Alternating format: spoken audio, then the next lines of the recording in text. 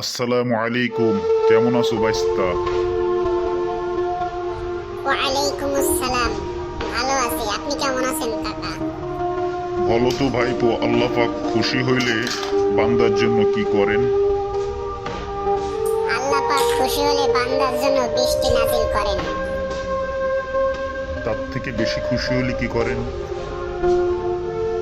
সেই বান্দার বাড়ি মেহমান ফাটাই দেয় কাকা।